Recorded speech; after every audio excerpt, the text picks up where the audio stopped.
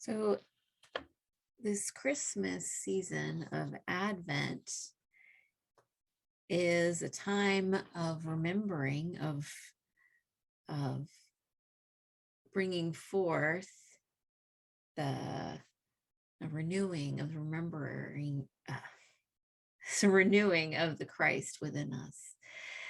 We brought forth the attributes of faith and joy and love and peace. And all of these things are here to remember or remind us of who we are supposed to be, who we are called to be, of the Christ that's within us.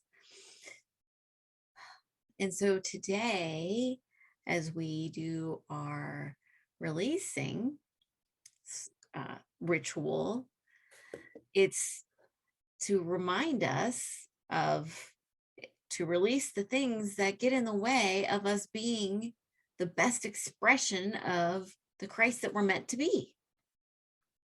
So they go together because this Christmas and Advent time has prepared the way. It's reminded us of who we really have come here to be. And so now we're going to do some journaling and some self-reflection so that we can see whatever might be putting a hitch or a hiccup or a speed bump in our being the best expression of the Christ we've come here to be. And then we can get rid of it. So,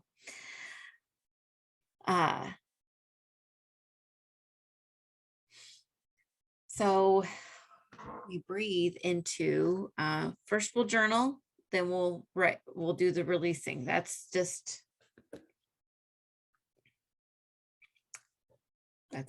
magic at the end. So the first question to write about is, what have I noticed or remembered this season that I want to remember?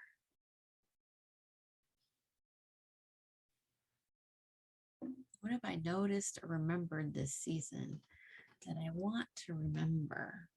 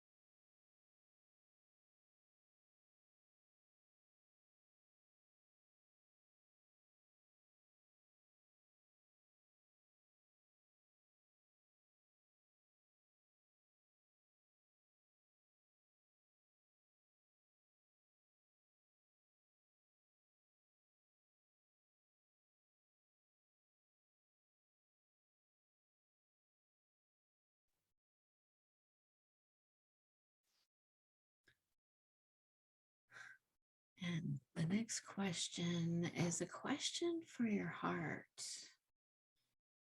not for your mind.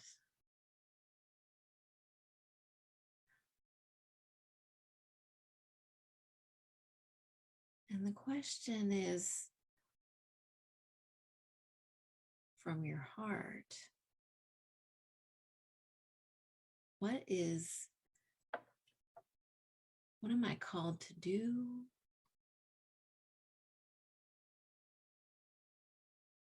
How am I called to be?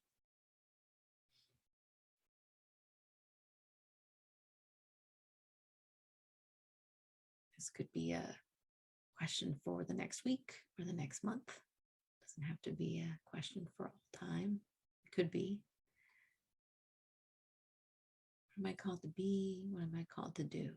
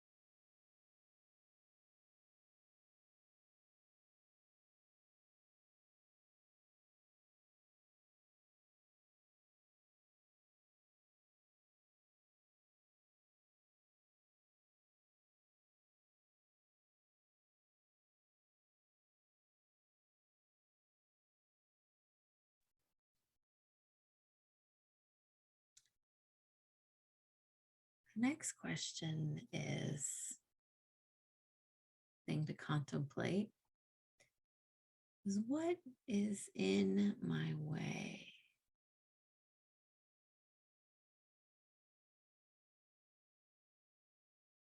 Especially what is in my way that's something that I have the ability to do something about.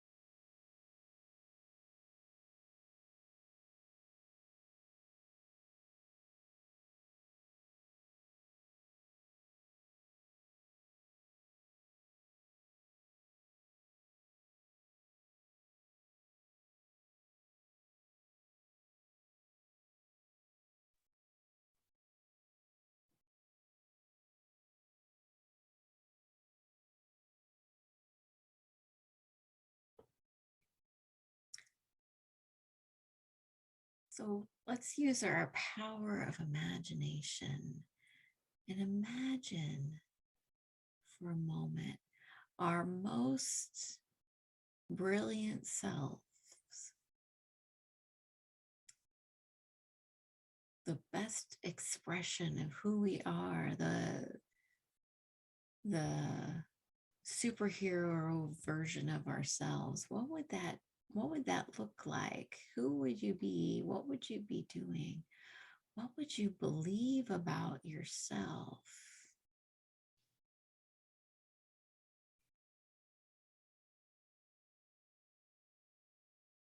And when you imagine that, you might write what that looks like. And you might also write what beliefs or habits or anything else that would need to change to make that most brilliant version of you reality.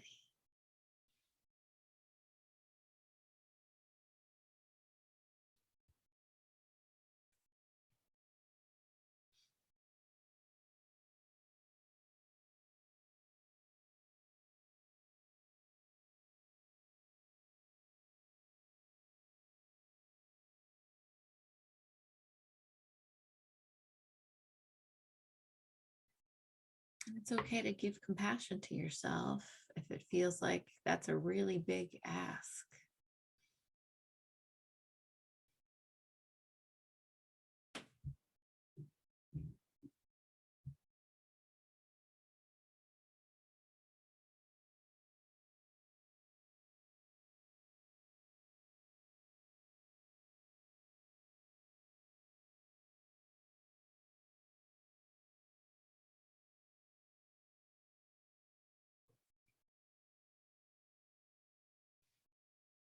The reason we do this work yearly, and sometimes even more often, is because we're work in progress.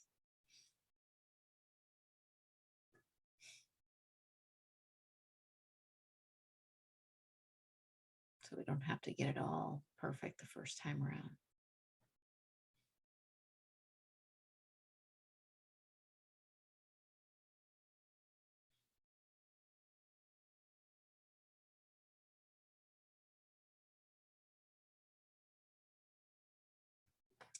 So finally, thinking about, or moving around the corner sort of towards actually getting ready to write things on a releasing paper. Is there, ask your heart, not your head, is there something that keeps coming around that you're just ready to stop telling that story?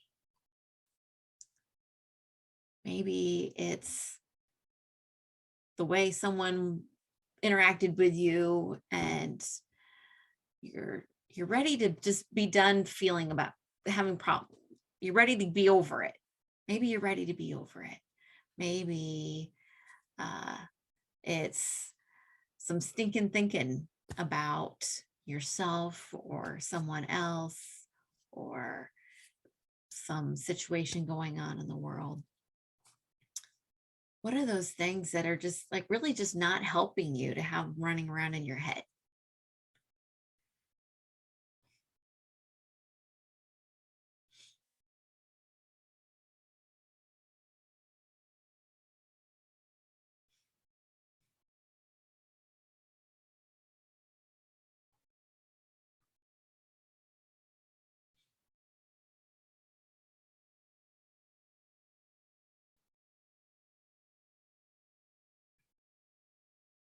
What are the things that you're willing or willing to be willing to see in a new way?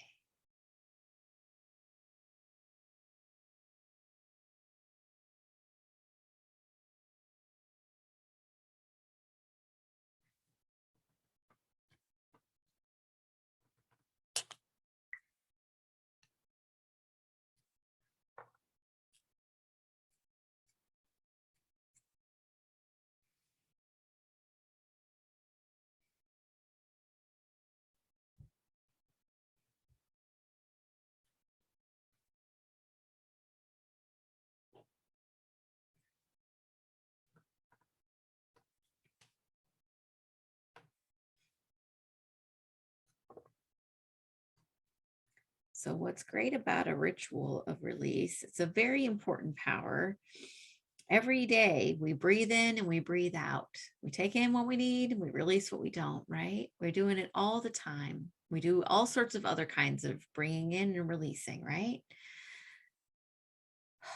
But it's so funny because we don't do this with our thoughts as much and our actions and our beliefs as much as we do these other natural cycles. Trees build, grow leaves, and they let them go. It's a great thing. So this is the time to, whatever you've decided to use for your releasing medium. And I always encourage to think in bullet points, because this is for you to release. You don't need to explain it to the fire or the flushing what you're, because this is a ritual that symbolizes your releasing. So once you have this thought, because you're going to have the thought again after, this is not like magically take the thoughts away from you. Then you say, oh no, this is yours saying, oh no, I let that go. I'm letting it go. It's over. Cool. And you can come back to who you really are, right? This is not, so, bullet points are good. If I usually say that if you still feel like you need to write out the whole story, then maybe you're not ready to let it go. That's what journals are for. So maybe you've noticed in all these questions, if seeing who you're called to be and what's in your way and what's not fitting who you really want to be. In there, maybe you've noticed some things.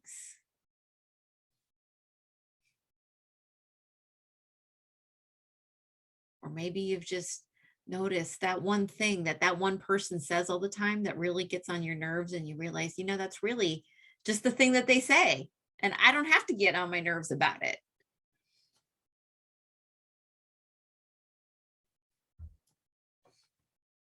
Maybe I could choose to see it in another way, because it's probably not about them.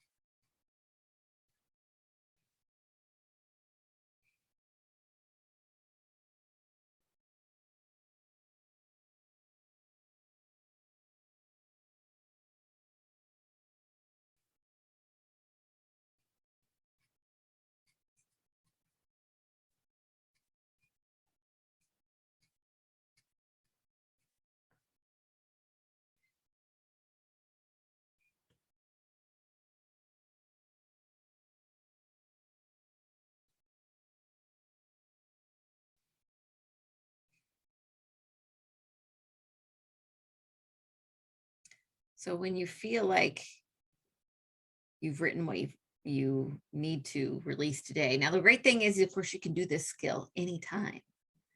And I'm recording this so you can go back and watch it and do it anytime. So whenever you feel like you're ready, you can, you don't need to take the camera to the flushing, but you can go do that. You come back and maybe you have some, give yourself a moment to be like, yes, I'm letting it go. And I know that it's gone. And then when you come back, maybe you want to write a few things about how it felt or what you want to remember. Or if you're feeling like, yes, I'm letting go of that misbelief about myself, what belief you want to hold on to, keep by yourself?